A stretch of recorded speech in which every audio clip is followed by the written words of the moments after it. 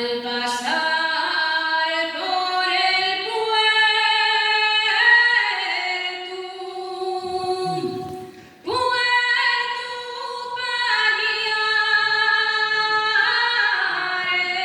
Payares,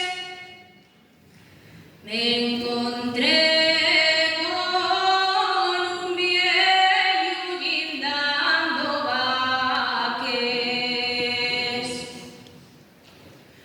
Yo como era tan viejo,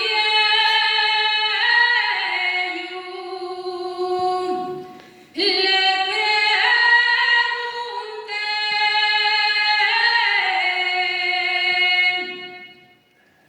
si quiere dormir la siesta.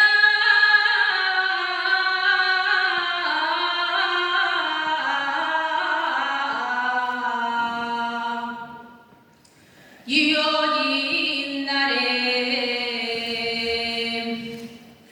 y el viejo muy ufano me